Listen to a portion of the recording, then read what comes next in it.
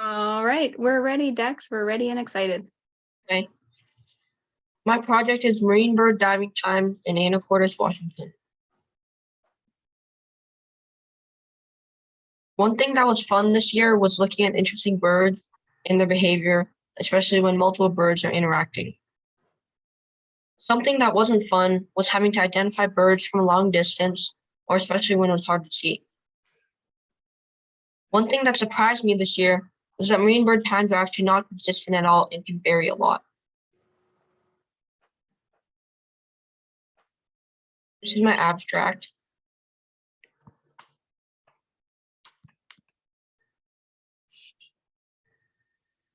He does project on when a bird dives in the water to hunt, how long does it dive for? And does that vary by species or weather or amount of fish? And so he talks about what he did on that slide.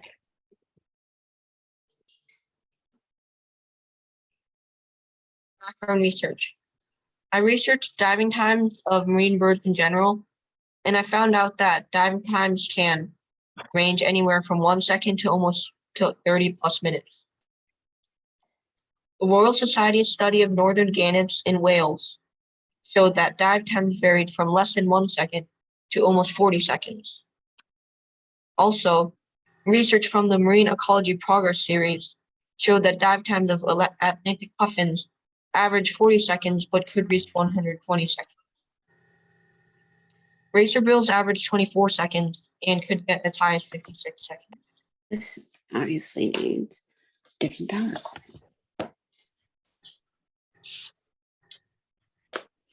My research question was, do diving times vary for different marine bird species?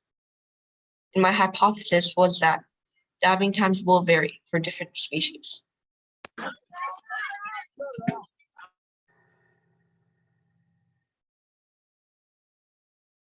These were my research methods for collecting data in the field. First, find a marine bird in the wild. Have a stopwatch ready and watch the bird until it dives. When the bird dives underwater, start the stopwatch. Scan the area around where the bird dived until it comes up. When the bird comes up, stop the stopwatch. Record the time and species on a datasheet. Continue this until you have recorded multiple diving times for at least one species.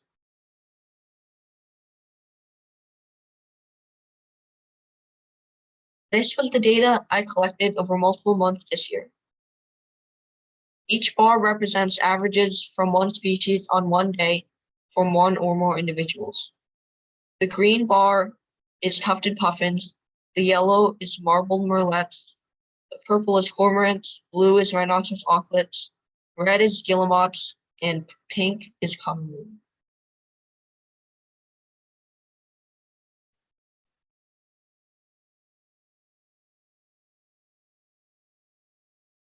In conclusion, my data supports my hypothesis that diving times vary by species. I observed 6 species, and on average, pigeon guillemots dive for the longest and cormorants for the shortest. I discovered that dive lengths vary not only from species to species, but also from day to day. It was often quite hard to get accurate times, especially when the bird came up to the surface. It was impossible to immediately spot it and stop the timer right on time. So sometimes we have to adjust the time a little bit according to our own judgment. Also, sometimes the bird would dive and disappear because it swam to a completely different place. We had to get rid of these times if we lost track of the bird. So often, we didn't get as many times as I hoped. One part of the experimental design that I could improve would be to record more observations for each species, especially those for which I only have one average.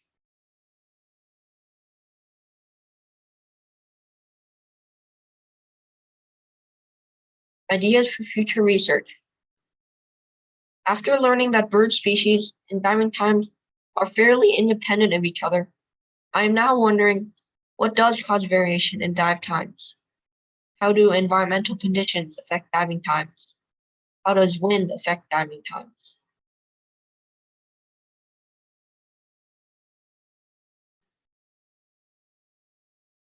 Acknowledgements. I would like to thank my parents for helping me with the project, as well as Miss Amy, Dr. Hodum, and Miss Amanda for teaching me all about marine birds, going on road trips with us, and guiding us through the entire process of brainstorming, collecting data, research, and presentation. Thank you. Do I have any questions? Hi, Dex. Fantastic job. Would you put up your bar graph just so people can see it again, please?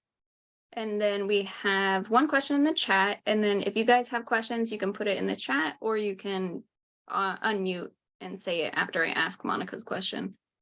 So the first question was, if there were multiple birds of the same species present, how did you decide if the servicing bird was the same one you saw dive? And that's an interesting question. I mean, we couldn't always tell, but we just try to use our own judgment based on where the birds dived and how long the dives were.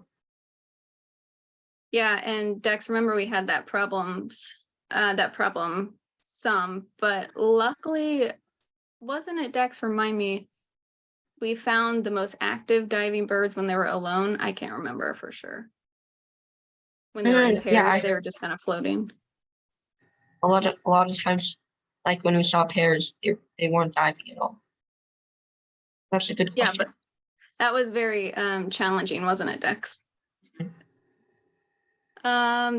Let's see. Michelle asked, "What was your favorite bird?" Probably tufted puffins. They're just really beautiful. And then Peter said, "I think I remember quite a few years ago in Mrs. Ross' class, we dug up forage fish eggs in Fidalgo Bay. Nice to hear from you." So do you remember doing Oh yeah, I remember that. We went on a field trip. It was really fun. Awesome. Well, fantastic job. Any last questions before Dex signs off here? Signs off the PowerPoint. All right, great job, Dex. Thank you so much. Fantastic year. And congratulations on a great project. Thank you. All right, Sophie, you're up. Are you ready? I am ready. All right, we're excited. Okay, so my project, I was part of the Marine Bird STaRS program, and I'm from Seattle. So one of the fun and easy things I thought about field research was that you get to work with others and by yourself at the same time. I enjoy doing both, and it was nice to get a good balance. Something that was pretty hard about field research was trying to find birds in the summer. And something that surprised me this year is that there are almost no birds around in the summer. And then also pigeon guillemots, which are supposed to be easy to find around Seattle, aren't actually all that easy to find. So I did this field research because it helps contribute to the understanding of marine bird species in the Salish Sea in order to help protect their habitat. I have everything else stated on this slide, except I'm going to go into it more in depth later on in the presentation. So I'm going to skip them for now. So some background research I did. There's not actually that much background research on this topic I did. But after some digging, I found like these two pretty cool articles. One of them was about how during bad weather with lots of waves, you find like less birds out because of the sediment getting stirred up, and that affects the water clarity and also therefore the ability to find food. And the other one was about how of like 22 marine bird species in the Salish Sea, 55% of the species contain marine debris in their digestive tracts. The debris was mostly found in birds feeding below the ocean surface than birds eating at or above surface level.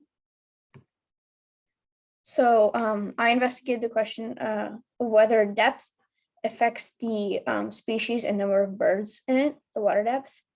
And my hypothesis was that there will be the most birds found between 30 and 76 meters because if it's too deep or shallow, there won't be as much prey available.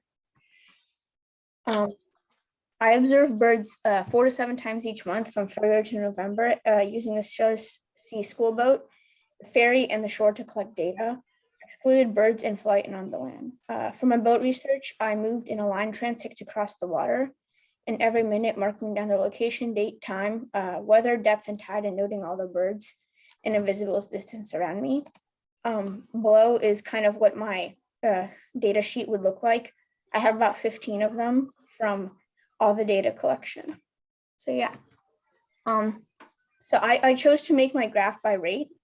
You'll see that on the next slide because it records absences. And it also accounts for all the different amount of time we spent at different depths. So overall, the rate of total birds seen per observation was around 3.28 birds at depths of 0 to 30 meters, compared to 2.9 birds at 2.09 birds at 30 to 76 meters, and around 1 bird at 76 and over meters. This was true for most birds except for the for most diving birds, except gulls, which don't dive to eat. They're found most often at 30 to 76 meters. As you can see on the graph on the right, like the darkest red is for the average bird seen per observation in 30 meters, 0 to 30 meters of depth. The little bar in the middle is for the average bird seen per observation for 30 to 76 meters. And then the little one, the little yellow one on the right is for 76 plus meters. You can see that it was true for all the diving birds, except these guys, the gulls were found most in medium depth water. So in conclusion, I found that more birds are found in shallower water. These results don't support my hypothesis, which was that more birds would be seen from 30 to 76 meters. And then there was an outlier to this, which is the gulls, because they were found more frequently in 30 plus depths. If I were to do this exact project again, I would consider the relationship between birds and land, because the farther out you go, like the deeper the water, and birds would use open water for flying and transport, which was not counted in the research. So after doing this project, if I had the opportunity to do something like this again, like maybe next year, I would choose one of these topics, like how deep do birds dive based on water depth? Does the depth affect the number of fish and birds? Does the amount of kelp affect the number of fish and birds? And does the distance from shore affect abundance and species of birds? I would like to thank Amy, Amanda, and Peter for running the bird program and taking time for meeting boat trips, taking pictures, and for the guidance and learning they've given me. Trevor for taking pictures on the boat. My mom and dad for taking me on field research and driving me everywhere and helping with data analysis. And my sister for frequent candy intervals. They were very helpful. Questions? Thanks, Sophie. Would you go back to the graph? It's fun to see that again while people think about questions potentially. So if you guys have questions, go ahead and type them in the chat or feel free to unmute. One question that came in was, how did you figure out water depth? For the ferry, we used a depth map. When we recorded the location we were at when we saw a bird, we used a depth map. We would go to a depth map and find that location, see how deep it was. The Salish Sea School boat has a depth meter, so it does like the kind of like echolocation to figure out how deep the water is. And from shore, we estimated the distance from the shore to where the bird was, and then used a depth map at that location to figure out where, how deep it was.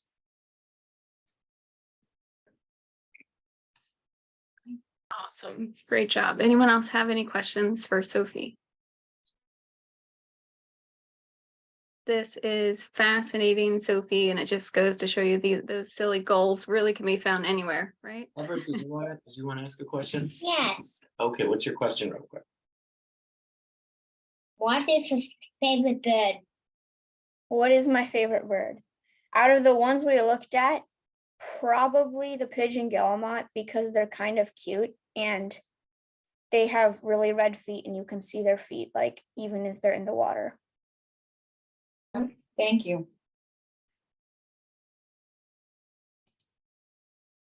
All right. Fantastic job, Sophie. So proud of you. You did a great job. Leah, you'll be up next. Hi, Leah. Hi. It looks like I cannot screen share yet. Wait, we don't have to leave right. All right. Let me see. Where are your dots? There we go. I have to remove you a spotlight first. There you go. Sorry about that, Leah. It's okay. Hi, my name is Leah Fleming, and I am from San Jose, California. So my project was also about marine birds, but it was completely virtual and land-based. So what I found most enjoyable about field research was just being outside, and I learned about so many different cool birds. The most difficult part for me was the patience it requires. There's a lot of waiting for some birds to either come in my area or I would see nothing at all. And something that surprised me is how many generalizations I made before starting this survey. So I'd be like, oh yeah, like it's just a duck. But now I'm a lot more interested in like, what exactly is this? Is it a coot? Is it a mallard? Is it a ruddy duck? Yeah. So I chose this because when I went to my first site, I realized the oxidation pattern seems so unnaturally vivid and green. So I was wondering, like, does this have an effect on which bird species uses this pond? So my project looks at the difference in species diversity and abundance between a natural salt pond and an oxidation treatment pond. For some background on the ponds, about 85% of San Francisco Bay's wetlands have been lost to filler alteration. So pond A4, which is the pond on the right, is a partially restored salt pond. And the two ponds on the left are oxidation ponds for the Sunnyvale Water Pollution and Control Plant. And so I use these two sections as my different areas. And you can notice that the oxidation plan was very green. This is because it's heavily eutrophied, and eutrophication is excessive nutrients, or is when excessive nutrients lead to algae blooms and low oxygen waters. This can also lead to acidification, which will slow the growth of shellfish. So my research question was, will there be a difference in species diversity and abundance between the water processing plant, pond, and a natural salt pond over time? And I said there will be a difference in the species diversity of the water processing plant and the natural salt pond over time, but both will experience similar fluctuations in species abundance. My research methods, the materials I used were 10x47 power binoculars. I had a sheet and pencil for recording, and I used the Sibley's Bird Guide.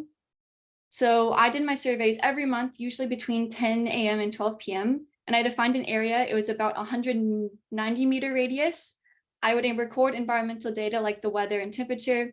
And then when I was actually identifying bird, I'd identify one species and I'd scan from one side of my area to the other, counting the total number of birds. And I would do this again, just to verify the results. And I would repeat this until all species are counted. Usually it was about 10 to 15 minutes. And then I would bike to the next area and I'd do that whole process again. What I noticed is that there are similar changes over time between the number of species. If you look at each month, there wasn't a huge variation. The wastewater did have a slightly higher average number of species, and it's likely because many of the birds in the wastewater pond are permanent residents. I would consistently see mallards, I would see coots, so this just kept that higher. But when I look at the total number of unique species, the salt pond attracted more birds. This is likely because the salt pond attracted marine birds, so diving birds, shorebirds, and that is because it has a more diverse prey selection. Saltwater contains both fish and crustaceans, which are an important part of these shorebirds and wading birds' diets. And so this would be double-crested cormorants or American white pelicans. And then for the shorebirds, it was spotted sandpipers, willets. Area 2 and 3, so the oxidation pond, tended to only attract waterfowl. This is because the eutrophication meant there's lots of algae blooms. So fish-eating birds would not come here because all the fish have died off. But waterfowl will be attracted because of the algae and plankton are their primary foods. And this is just a list of what type of bird I saw where. For the abundance in birds, the abundance increased for both areas in the fall, late summer, fall. And I usually saw a higher abundance of birds in the wastewater area. There is, I think, 745 more total birds absorbed in the wastewater pond. And this is because, of course, the wastewater pond did attract the waterfowl and duck-like birds, which exhibit more of a flocking behavior compared to the more solitary shorebirds. So overall, I found that Area 1, the salt pond, tended to have a higher species diversity, but a lower abundance of birds. The natural treatment and channel ponds had a lower species diversity, but a higher abundance. And this ended up, it supported part of my hypothesis that there would be a difference in species diversity, but it did contradict the fact I thought that there would be the same species abundance, but the wastewater pond had a much higher abundance. And my independent variables were location, natural versus treatment pond, and time. My dependent variable was number of species and total number of birds.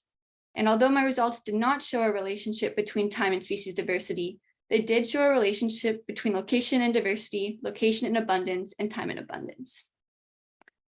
I would like to do future research with the same question because I would like more consistent surveying. It would be, my data would be more cohesive if I went out at least twice a month instead of only once a month. I also would like to have multiple vantage points because these are such large ponds that I was not able to see everywhere. So if birds were outside, there's many birds I could see outside of my range, but could not count just to keep a consistent area throughout the survey. I'd also like to have more data about the ponds, like the pH value of the oxidation pond, just to see how this would have an effect on the birds using it. And then I would like to thank Peter and Amy for helping me without my project. They kept sending me different like advice or just answered any questions I have. And I'd like to thank my parents for taking me out to do the surveys. Fantastic job, Leah. If you want to go back, I like having a chart up just because it's interesting to see anyone that you like. Let's see, what attracted you to the STaRS program? I just really wanted to learn what it'd be like to be a research scientist because I know that's something I wanted to be since I was little. So I thought it'd be a good idea just to get experience with it. I liked the idea of being able to do a virtual project. It's hard for me being not in Washington. And then for the birds specifically, I just knew that there's a lot of really good birding areas in just the wetlands at the edge of the bay. So I thought that'd be interesting to find out more about it. When you see birds now, are you like, oh, that's a blah, blah, blah, blah, blah? I definitely am. I'm like, I want to get a closer look at it and see if I can identify what it is. I've gotten a lot better. Like I used to just feel like, oh, it's a duck. But now I'm like, what is it? What exactly is it? Yes, that's so I used to exciting. say that all birds were sparrows. It's a sparrow. I've gotten much better, so I appreciate that too. Amanda said, yay, marine bird stars. So proud of you guys. Leah, was there a specific species of bird? Oh, sorry, it just jumped. That used the treatment pond regularly that really surprised you? And did you see what they were eating? And then now that ducks are more than ducks, do you have a favorite? So 3 questions. Was there a species of bird that used a treatment pond more regularly? The ones that I saw it the most regularly was the mallards, the coots. I did see Wilson's phalaropes when they were migrating through, I think about June, July and August. I saw at least 150 there. And when I was able to observe, a lot of them were eating the plants that are growing on the edge of the pond. And a couple, that was mostly what they're eating, or they're just floating around. And then if I have a favorite, I like the ruddy ducks for no other reason than they're just really small and cute, but yeah. Hey, Leah. And- For Yeah, for us up here, the salt ponds, are those essentially the normal salt concentration of the bay, or are they like for salt concentration, like for making salt? From what I was reading, it sounds like a lot of we had natural wetlands that were taken into salt ponds to harvest salt, and now they've been trying to restore them back to birding ponds, especially for migratory birds. So like that's one future research I'd like to know is like how much is this compared to what its natural state should be? Yeah.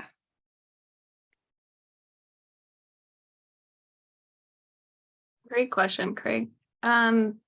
Peter Hodem said, wonderful work and presentations, Deck, Sophie, and Leah. I've thoroughly enjoyed the opportunity to work with you all during the past year and to support your research. Very proud of the three of you.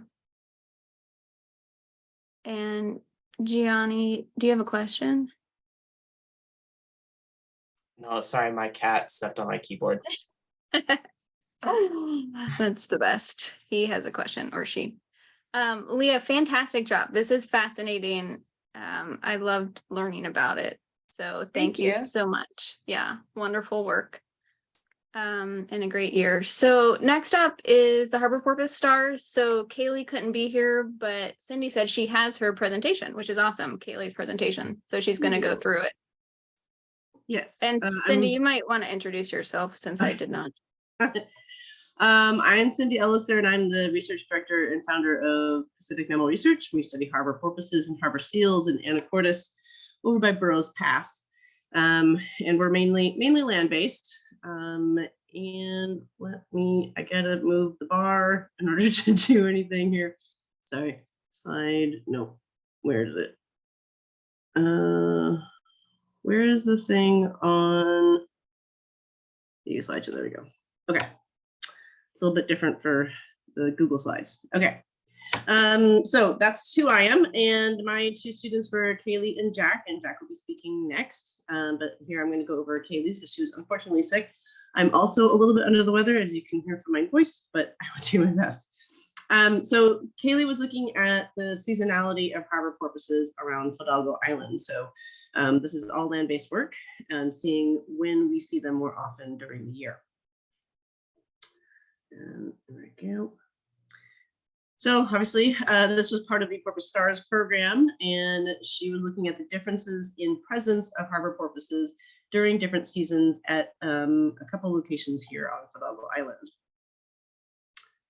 So we do know that harbor porpoises are found year-round in the Salish Sea, and as their name suggests, they prefer areas close to shore. They are harbor porpoises, usually within a few miles. And for our research, we found that in Burroughs Pass, they're seen less often during the summer, but in the San Juan's islands, they are actually seen more often during the summer. So there does seem to be differences in location and when they are seen in different seasons. So that's what she wanted to look at, areas around Fidalgo Island, including Burroughs. So what the students did is they went out and observed between 1 to 2 hours at a time, either by themselves or with us out in research, our research site, 1 to 2 times per month from January to October. And Kaylee looked at both Greenpoint and Burroughs Pass. So very close to each other, just kind of around the corner on Fidalgo Island. We used additional info from the research that we collected at Burroughs Pass with Pacific Mammal Research. And we did collect the data and use data that was equal effort across seasons to make sure there wasn't any bias of how often with the effort that we were out. The presence and group size, so if the animals were there or not, first of all, and then how many animals were there were recorded during all observations. And we also collected environmental information and then compared the number of observations when porpoises were seen. So we removed the ones where they, or we looked at if they're there and if they're not there. And my 2.5-year-old is about to come into the room, so I apologize for that in the background. So in the results, after looking at Cordelia, honey, can you please go out? Yes, please. Okay. 2 minutes. Sorry about that. Good times. So we did see that there's, you can see with the highlighted yellow in this table, that harbor porpoises were seen less often during the spring. So there were 50% of the observations in spring that we did not see porpoises, whereas we saw porpoises every other time in all the other seasons. She also looked at if calves were seen, and we did see that harbor porpoise calves were seen the least often in the spring as well, which we'll talk about in a minute as to why that is the case, but the rest of the time was about around 25 to 30% of the time. So what we found was that porpoises were seen less often in the spring, which is different than other studies. Again, in Burroughs Pass, we see them less often in the summer. In San Juan Islands, they're more often in the summer. And so this is a little bit different than our research at Pacific Mammal Research, because she used both Greenpoint and Burroughs Pass, which might mean why that's a little bit different. And so this does highlight that the presence of porpoises can vary by location. So it depends on where they are and what season they're seen in that particular location.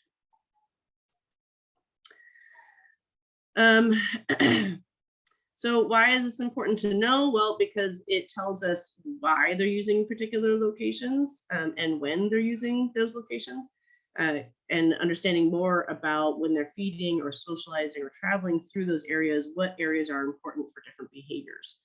And so it's really important to know when and why they're there. So future research should look on how porpoises use Burroughs Pass versus Greenpoint. So maybe there are similarities or differences between when and why they're using those locations. And maybe should look at behavior of the porpoises in those different locations. And she would like to thank her mom and her dad for helping her when she went out, especially when she went by herself, and me, because it helped out when we were through the whole thing. And she has her references there. And I think that's it. Does anybody have any questions for me / Kaylee? And if not, I am going to stop sharing then. And I guess next up will be, if nobody has any questions for Kaylee, I will turn it over to Jack, who was my other student and is super awesome. I'm very much looking forward to. Oh, do you think food availability predicts abundance? Yes. So harbor porpoises have a very high metabolism, so they need to eat. They can starve in as little as 3 days if they're already not doing well. So a lot of their movement patterns have to do with what food is when and where. So definitely a big factor in how many are there and when they're there. Good question, Sam. What's going on in the spring, do you think? Well, so the reason why we don't see the calves in the spring is likely because they're born in the late summer and fall, and by the time spring comes around, they're starting to be more independent from their moms. In the spring, it likely has to do with food. And then Peter says we had pretty unusual weather, especially in the spring. Might that have affected prey? So that's a good question too. We did see some really interesting changes last year. Very unusual times when we didn't see animals versus when we did. And we had those crazy weather patterns last year. So that likely has something to do with it, whether it's directly weather related or changing what the prey was doing, which is probably more likely. So it'd be really interesting to look into those changes if we can get information about the forage fish and food changes to correlate that. Maybe they were all having a party too. Who knows? Spring party. Okay, I'm going to replace the spotlight to Jack, and Jack is going to talk about his work on group size. All right.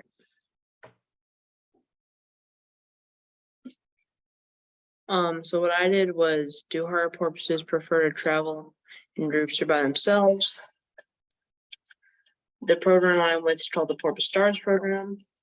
This presentation, I learned to the question on whether harps prefer to travel in groups or by themselves. The study population lives in the Salish Sea year-round, but as Cindy said, is seen much less in the spring. Previous work has shown that group sizes are usually less than 3 porpoises, and my work is focusing on if they like to be alone or with 2 or more individuals. We know a lot less about harbor porpoises than we do other marine mammals. For example, the southern resident killer whales. Knowing how they group together can help us understand how they travel, how they forage, and how they use a particular habitat. The study site I used was Washington Park overlooking Burroughs Pass in Anchorage, Washington.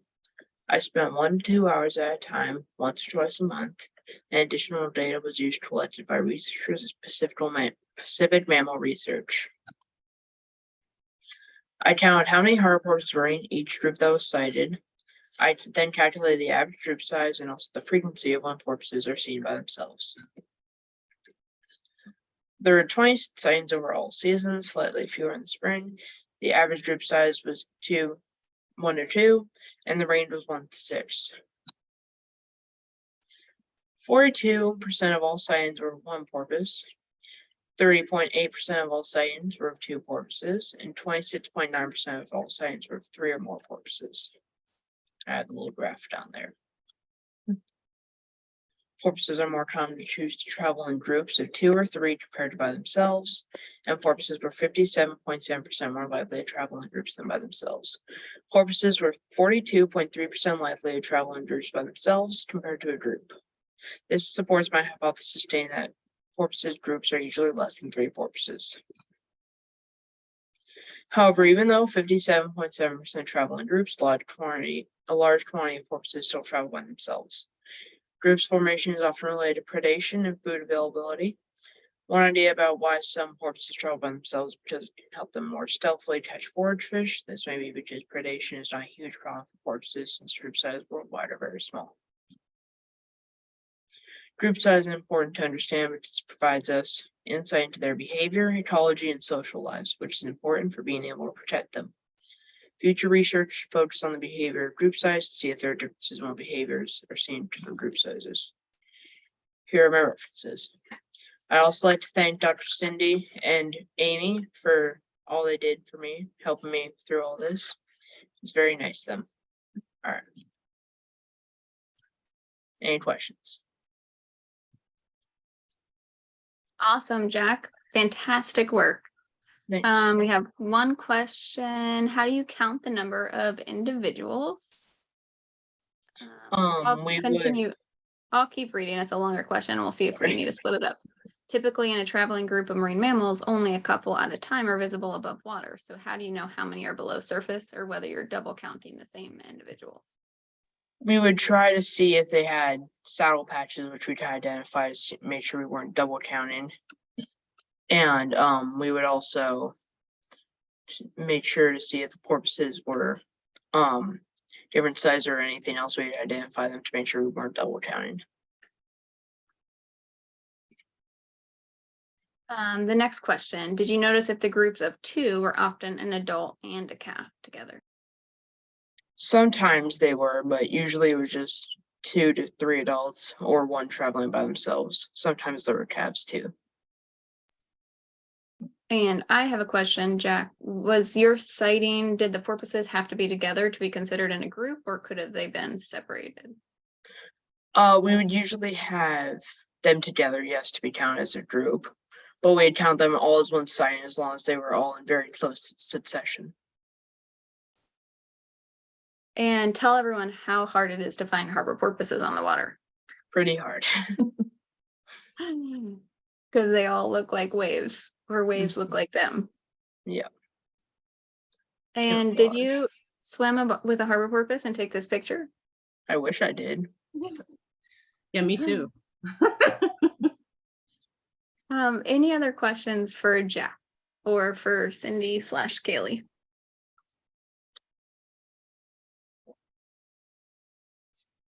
Awesome. Well, we did one boat ride with the Harbor Porpoise STaRS group, and we went out and we saw no harbor porpoise until we were heading back in, and then we saw one and everyone freaked out. And so it's so fun to get so excited for a harbor porpoise when you're studying them, because most people don't care about harbor porpoises. So it was lots of fun with you guys. So Jack, great job. Thanks. Great job, Jack. Thank you. All right, next up we have Spencer. So we're moving on to our marine debris STaRS project. So Spencer, can you share your screen? Yep, you can. Yeah. Awesome. See it? Yep, looks great. Okay.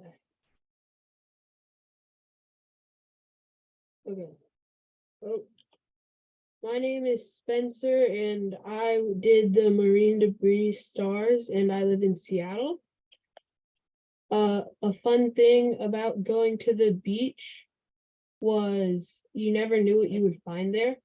Like one day you might find something and then you wouldn't find it the next time you go. And one not so fun thing was it was boring sometimes, like there wasn't that much debris to collect. So you would just be walking up and down the beach and there's nothing there, just sand. And then the thing that surprised me the most was seeing like what people left on the beach, because it seems kind of hard to forget some stuff. And overview of my project. My question for investigation was, how much kid party supplies would I find on Golden Gardens? My procedures were, I went to Golden Gardens once a month for 10 months and I collected the debris from the same 10-meter wide area times the length of the beach area. I took photos and recorded what I found. Here's one of the photos right here. And the results were, I found the most kid party stuff in March, May, and July. And I found confetti in 5 of the months, and I found party supplies in 8 of the months. My conclusion, marine debris is a big problem in the world, and party supplies can contribute to this problem. However, I did not find nearly as much party debris as I thought I might. And the month that had the most party stuff was March, which is here. You can see like confetti and silly string pieces. And the lowest month for party supplies was November with just 1 sticker, which is right here. And my conclusion. In conclusion, while I was researching how much debris for kid party stuff I would find at Golden Gardens, and one idea to improve the health of Golden Gardens would to be add more signs and remind people to clean up after themselves and have more accessible trash cans.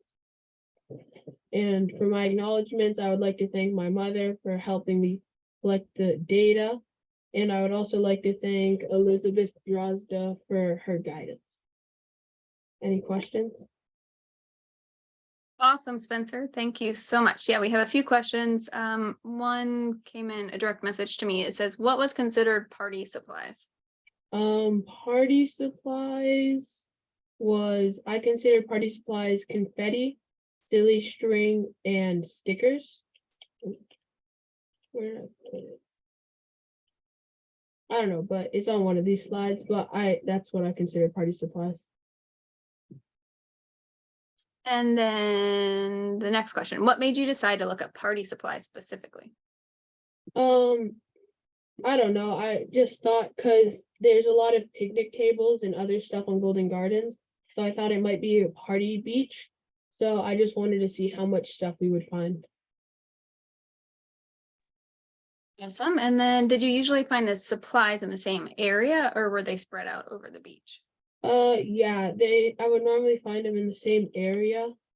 The beach was here. You can see in this picture, it's partially sandy and partially rocky. So you would normally find party supplies and stuff on the sandy area, and there's less debris on the rocky area. And then how did you get connected with STaRS program way up here? My mom recommended it to me and I was like, sure, I'll try it. And then, yeah. Awesome. Thank you, Spencer. That's fascinating. So basically what you think you saw were marine debris that were not washed in, but they were there from being on the beach, having a party, people having fun. And then last question that came in, what was the most surprising piece of debris you found? Did you find anything interesting? I found this big metal rod, which I did not expect to find. It was like this big metal rod, like this big. And I don't know what it was from. And yeah. Oh, well, not only thanks for studying that, but thanks for cleaning up the beach while you studied. Yep. So wonderful work. Thank you, Spencer. And now, Julia, yeah, forage fish stars. Hello. All right, here, let me share my screen. Oh, I don't think I can. Hold on. It says the host is disabled participant screen sharing. Oh, there we go. Okay. There we go. Okay. Let's see. I'm gonna have that. Oh, excuse me. There we go. All right, so I did the forage fish stars for a year. So forage fish, like the surf smelt that I studied, they're very important for the health of an ecosystem because they provide food for larger animals such as salmon and orcas. This project focused on how the amount of shade covering a section of beach affected the amount of eggs the fish laid there, and if it was necessary for the surf smelt population, and if they preferred those sorts of areas. To achieve these results, we found 2 close stretches of beach to take the samples from. They're very similar in their sand types. We could focus on the shade aspect of our research. And then we process these samples by sifting it in a specific way to concentrate any eggs laid within the sand. So I'm going to talk about a little bit what we found. A little bit of the background research I did. I found that they're normally like a silvery blue color, but they can take on a golden hue during mating season. And another fun thing that I found was that they somehow smell like cucumbers when they're freshly caught. So I thought that was funny. My research hypothesis was that shade often provides relief from the sun for many creatures, including the fish eggs laid on beaches. They need and prefer the shaded areas to lay their eggs. Here's some of the photos. So here's some of the locations I collected from. You can see that we did 2 different sections of beach, and so the orange dot is our not shaded location, and then the yellow and the red ones are the areas that were shaded, and the yellow dot was near a freshwater outflow. Oh, excuse me, can I go to the next? There we go. Okay. So for our materials, we used some buckets, some sifters, and an assortment of other processing materials. We first collected the samples and scooped the sand into small buckets.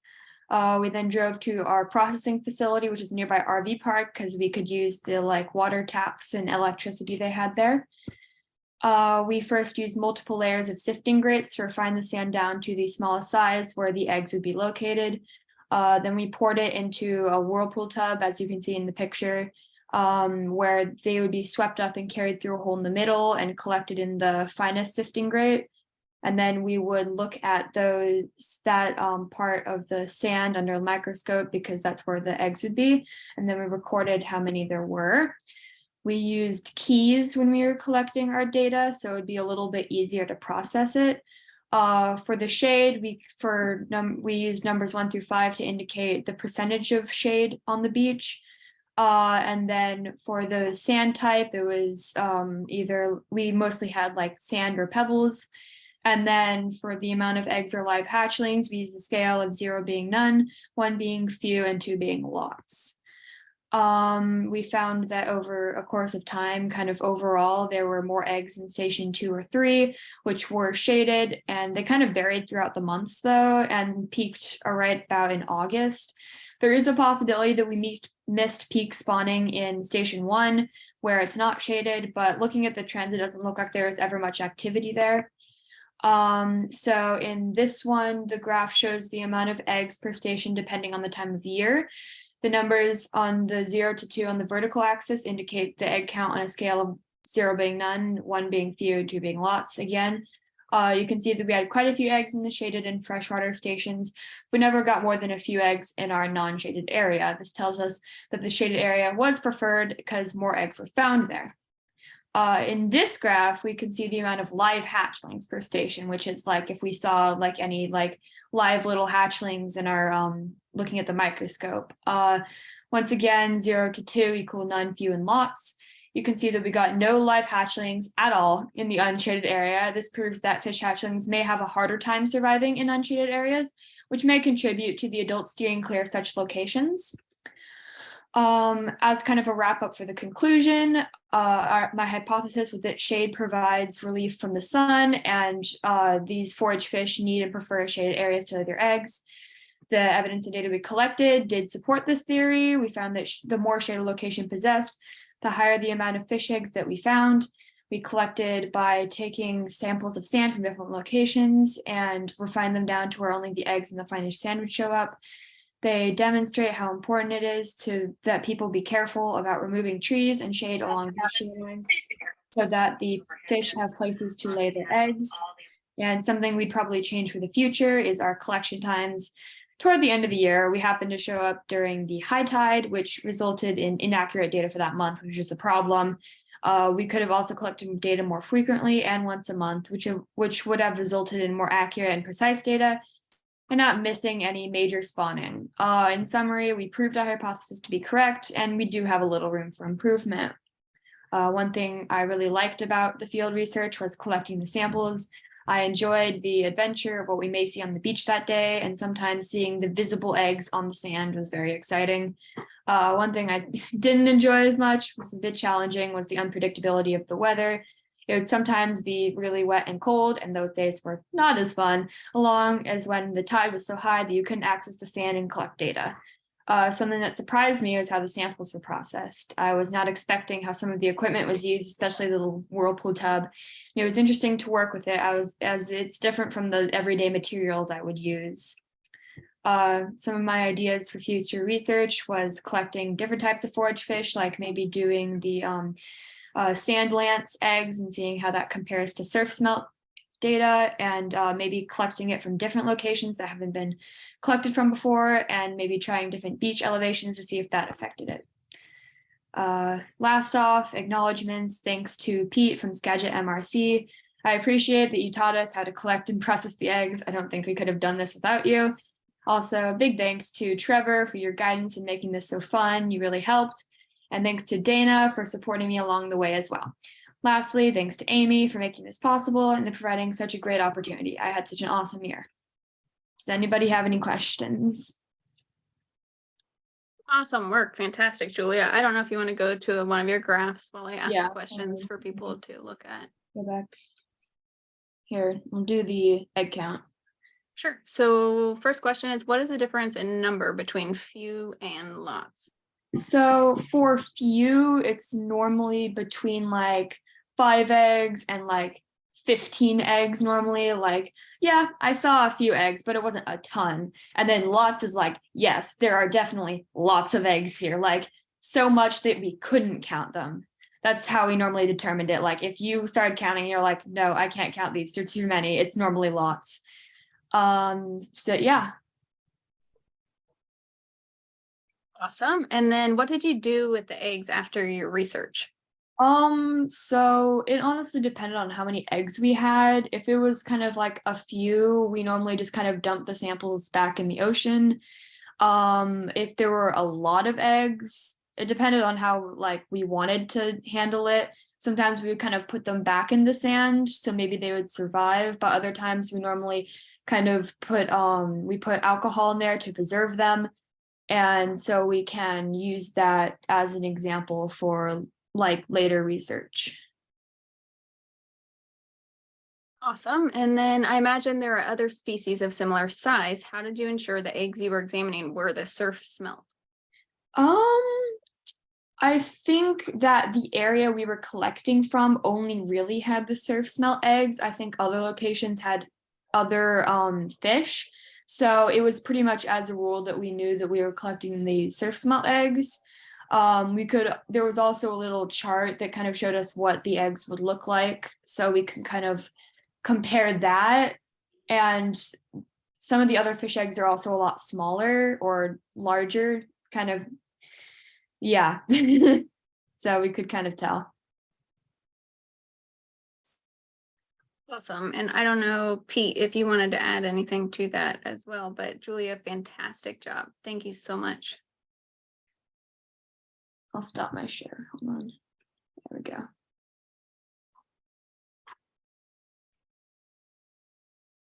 All right, so next we're going to move into our Biggs Orca STaRS, and I'm going to try to share one of the videos, and then Gianni's going to go, and then I'll share our final video. And Taylor is actually, the final one is, I don't know if she's presenting this project or another one, but she's at another science fair today.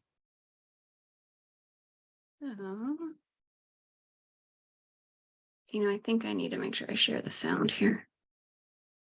Let me make sure I click that. Oh, I did it again. Share sound. Okay, make sure you guys can hear the sound once it starts. My name is Mariana Blanco. Here. Can someone, yeah, you can hear it? Yeah. Okay, great, thanks. Start it over.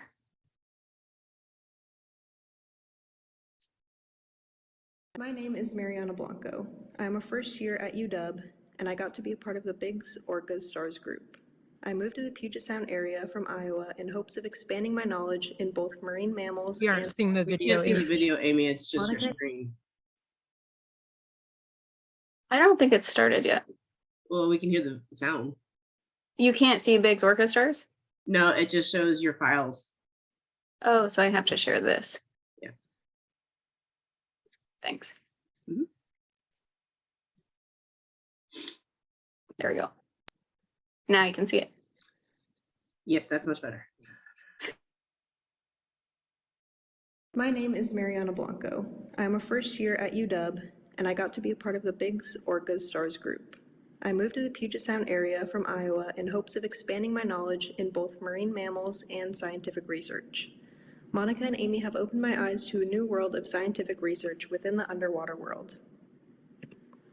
Being from Iowa, I wanted to educate myself on what's happening around the Puget Sound. My interest in chemistry, along with marine biology, and the recent spill in the San Juan area led me to this topic. I wanted to learn more about the impact of oil spills on orcas.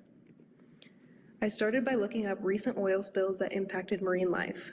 The first I came across was the Exxon Valdez oil spill, which is shown on the left. 11 million gallons of oil spilled into the Prince William Sound in Alaska. Thousands of marine mammals were killed, 22 of those being resident whales. Another Alaskan pod lost 14 of its 36 members. Another famous spill was the 2010 Deepwater Horizon oil spill in the Gulf of Mexico. The oil contaminated the habitat of sea turtles from the open ocean to shore. It is estimated that 60,000 to 175,000 sea turtles died. More than 1,400 marine mammals were surface licked. There are some ways to get the orcas away from the spill. These are referred to as hazing methods.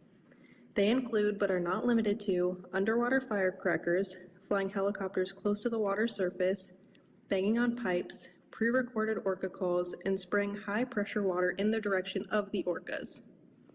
The most effective methods are those that scare orcas away from the affected areas. It is extremely dangerous when marine mammals or any marine life come in contact with the oil. Direct impacts can include internal issues such as ulcers and reproductive issues, infections or irritations to the skin. Indirect impacts include loss of prey and the lack of primary production, which can throw off the food chain. In conclusion, oil spills are a huge threat to all marine life. We must reconsider our lifestyle choices and decide if our leisure and comfort is worth their lives. The most surprising and fun part of this program was going out and seeing the bigs. I really enjoyed going out and taking observational data of the orcas. One thing that was difficult for me was balancing my schedule with this program, college, and working. Thank you, Monica and Amy, for this amazing opportunity.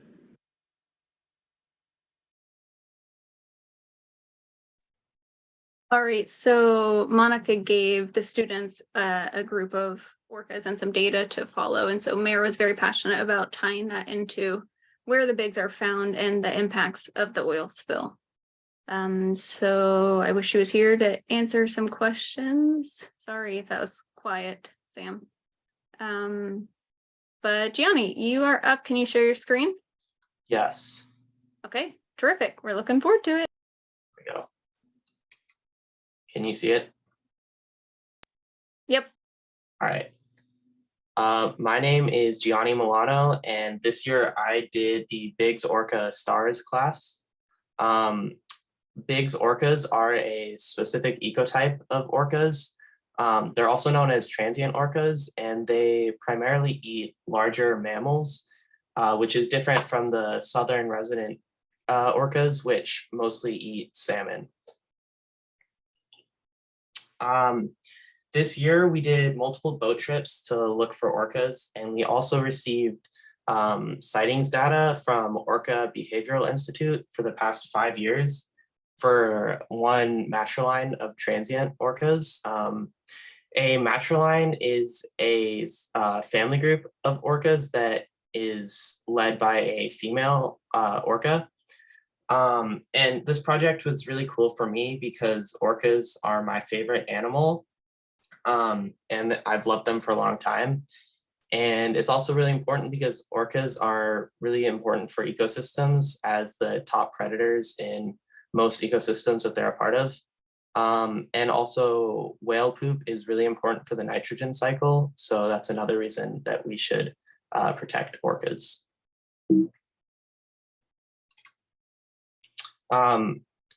My research question was, do different matrilines of orcas that spend lots of their time together meet each other in similar places every time or at similar parts of the year? For this question, I focused on the T99s and T36s. The T99s were the family group that I got the research data for. And the T36s are a family group of orcas that are thought to be related to them. They were the most commonly seen with the T99s in pretty much all of the years of data that I received. The highest example is in 2017 when they were roughly 60% of the T99 sightings also had some of the T36s. And in most of the other years, they had similarly high amounts, but that was the highest. I assume that they did have meeting places because how else would they be able to spend so much time together and find each other so regularly? For my research methods, I mostly just used the sightings data and created maps and graphs with it. But I also used a few articles for some basic information. So this graph right here is a graph that shows the number of times that different family groups, which are the ones at the bottom, were seen with the T99s, and the percent of the T99 sightings in 2017. And I also made graphs for the next for the other 4 years of data. This blue bar, the blue bars for each family group represent the number of times that family group was seen with the T99s through all the sightings in 2017. And then the red line represents the percent of the T99 sightings. And as you can see, the T36, T36s, T36As, and T36Bs were all, for the most part, like the most commonly seen with them. Yeah, and so then for to try and prove my hypothesis, I used maps and charts like these. This chart on the left shows the number of sightings per month total throughout all 5 years of the research data with the T99s and T36s. So in January, none of the 5 years had any sightings with both of them. In February, there was 5 and so on here. This chart shows that for the most part, they were most commonly seen together from March through September, which doesn't necessarily show us that much because those are roughly the times when most big orcas are seen in the Salish Sea. And then on the right here, there's a map that shows the first sighting per month of each of the that has both the T99s and T36s. The different colors represent different years, and it doesn't necessarily, I couldn't find any correlations with these points that prove my hypothesis. However, these aren't necessarily the points where they met up necessarily. They're just the points where humans first saw them. So there is some inaccuracy to that, but it gives a rough idea of where they may have been may have met up together. So I couldn't find really any evidence to prove that they do have meeting points. So if they don't have common meeting points that they use, how do they find each other so easily and so often? Is it possible that they could have similar noises or calls or even echolocation sounds that they could detect from distance and maybe find each other that way? Or maybe they could set up meeting points and times in advance. Orcas are extremely intelligent, but it could be a possibility, but it would be really hard to find out as a human how the orcas would do that, or if they could do that. So my next steps would probably be to try and see if I could find any acoustic graphs or data or hydrophone recordings of the T99s and T36s to maybe see if I could find any evidence from that. I don't know if that is something that is available or even possible though. This STaRS experience was one of the coolest things I've done in a long time. Getting to create graphs and maps out of simple lines of different data and look at it in a completely different way was really cool, and something I haven't really had that much experience doing, which was really fun. The hardest part was finding time to work on it with school and extracurricular activities and everything else I'm doing. And one of the coolest experiences I've ever had was when we saw the T123s this June. We were watching them from probably half a mile away on our boat, and they went underwater for probably 5 minutes, and then we were all looking towards roughly where they had went underwater, and then right behind our boat, all of them popped right up, like close enough that we probably could have touched them if we'd been ready to. And it scared all of us so bad, and none of us were ready for it at all. And it was really loud. And I have a video here. It's pretty bad quality because I was kind of freaking out and not really focusing on the video, but hold on.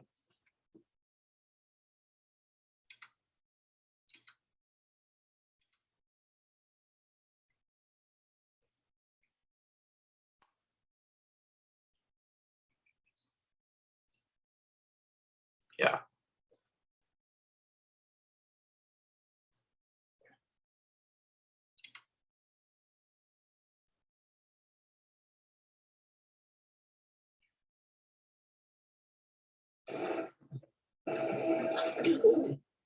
Bro, that scared me so bad. That was so cool. Why did I not bring my camera? They are so close.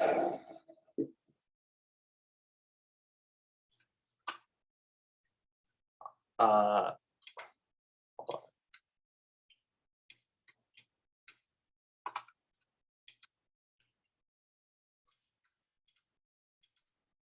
right. Does anyone have any questions for me?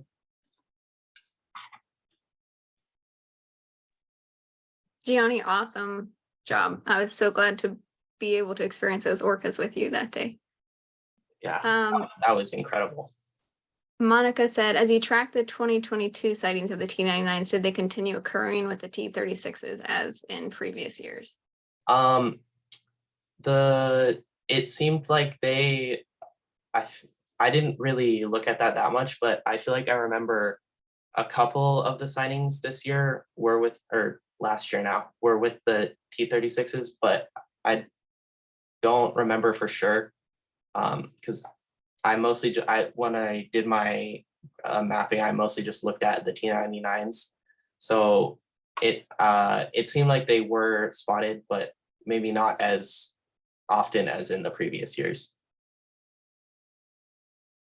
And then the one above that I forgot to read was, did you name them or have a favorite orca? my favorite was probably T99B because she was born in 2007, which was the same as me. And also, one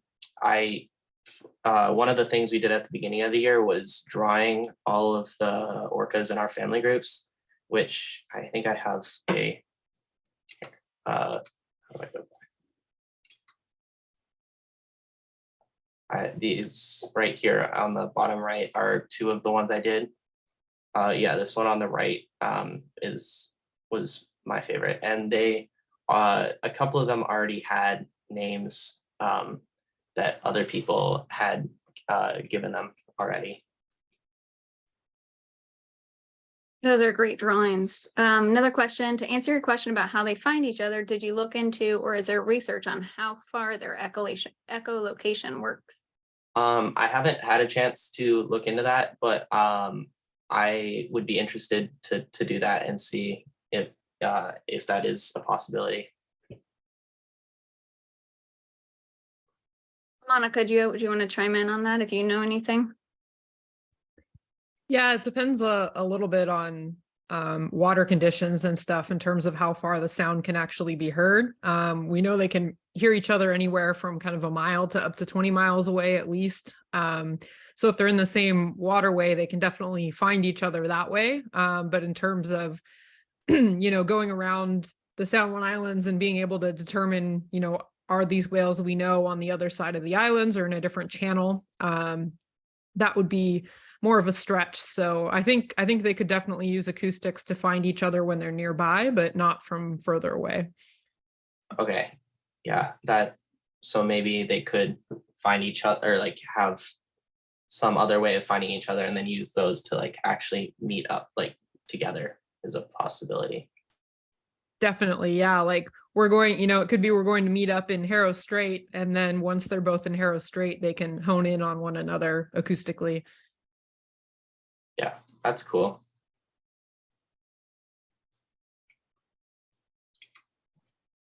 And Gianni, did you want to tell everyone like that? And Monica, thank you for giving everyone the data that you have worked hard to collect and gather. But when you got that data, like what you did was really unique and special, right? So you look at it and you're like, well, what am I going to do with this data?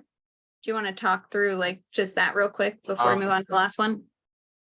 Yeah, sure. Here, I can show you how many. Hold on, how do I exit this? There we go.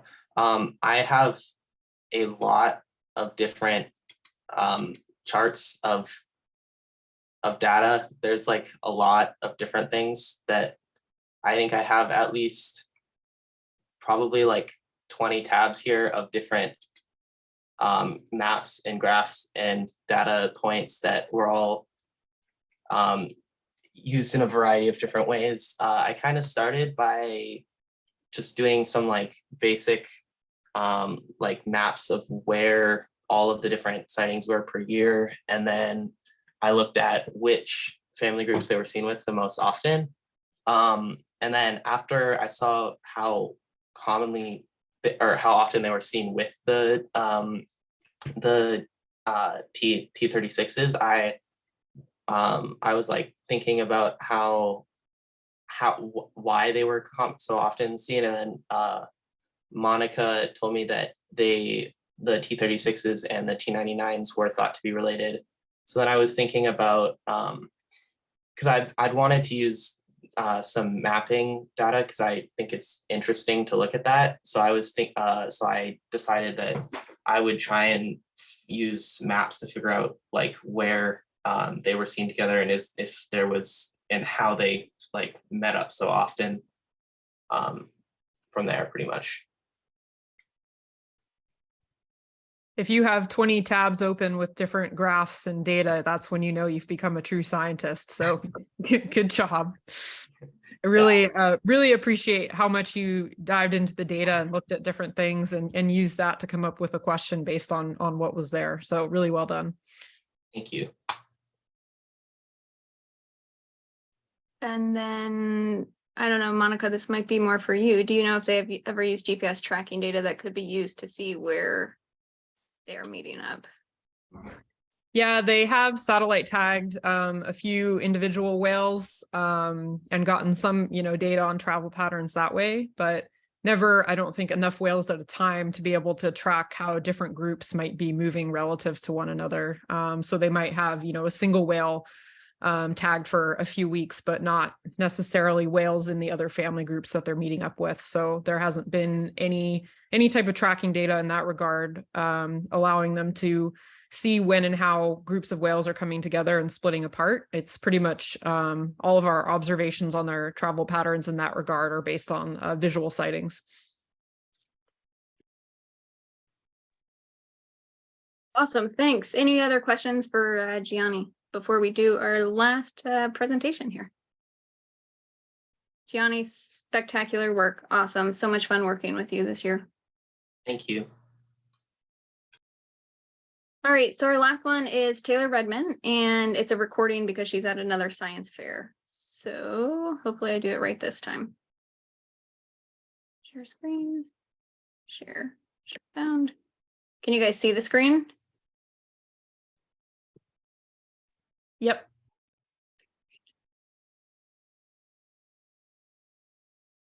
I want to try to mute myself. Can someone mute me? I don't know where my mute is. My name is Taylor Redmond, and Hello, my name is Taylor Redmond, and for my STaRS project, I focused on matrilineal tendency in Biggs orca. For a bit of an overview, what exactly is a Biggs orca? A Biggs orca is a marine mammal-eating orca who can range from southeast Alaska to California, but a core habitat for many families of Biggs orca is the Salish Sea.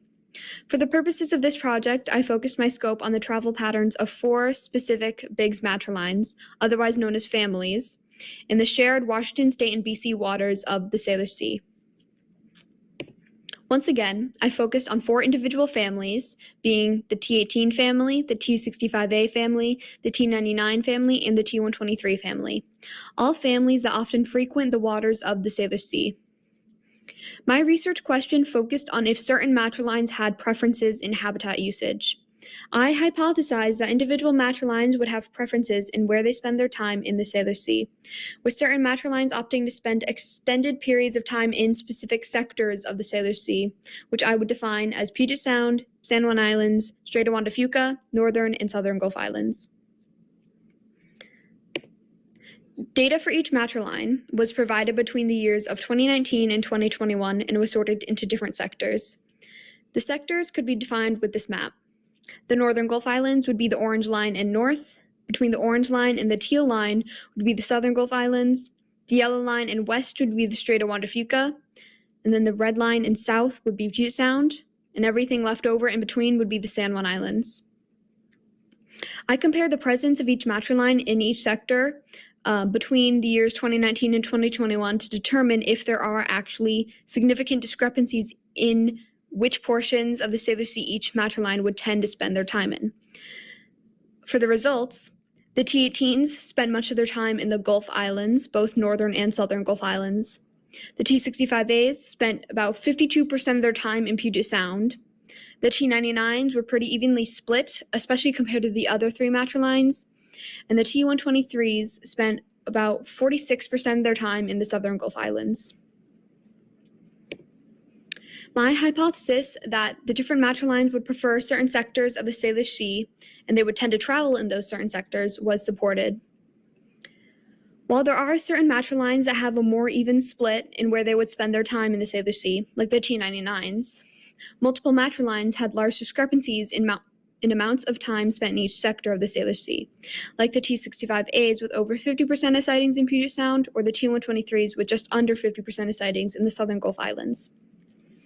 Looking even further, the T65As not only spent much of their time in Puget Sound, but they specifically spent time in both Hood Canal and Deep Puget Sound, which would be south of the Tacoma Narrows. Additionally, for the T123s, they tended to spend a lot of time near Vancouver, BC, especially in 2019 and 2021, with many sightings coming from Howe Sound and adjacent to it, even coming from inside Vancouver Harbor.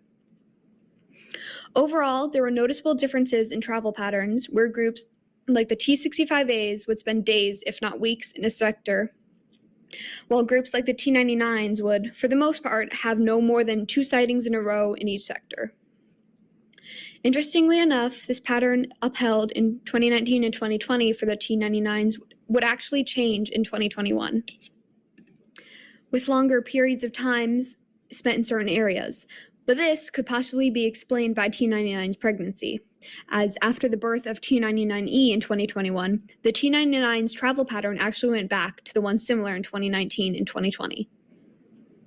One of the main downsides of the data used for this project is that data that was used for charting out is actually heavily reliant on sightings by eye, meaning that sightings data is less reliant in more remote areas without sightings networks. This could be areas like the Northern Gulf Islands, which in comparison to Puget Sound and especially the Seattle areas, has many less eyes looking out for whales. These findings could help to indicate certain quadrants in the Salish Sea to have more protection based on usage by the orcas, alongside promotion of boating safety around whales in quadrants where orca sightings are more concentrated. Future research could be used to understand the prevalence in remote versus highly trafficked areas and what effects this may have on the orcas traveling there, especially in relation to bioaccumulation, which is essentially how pollutants move up the food chain and magnify in top predators. For my reflection on the STaRS experience, my favorite part about research was actually observing the whales, of course, and looking for specific behaviors during observation was really fun. One of the things also was that it was extremely difficult to keep up with behaviors that the whales were displaying, especially in encounters where the whales had high energy and were constantly changing behavior.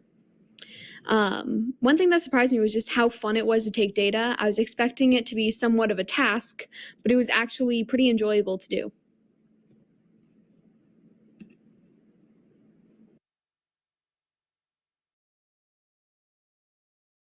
Sure.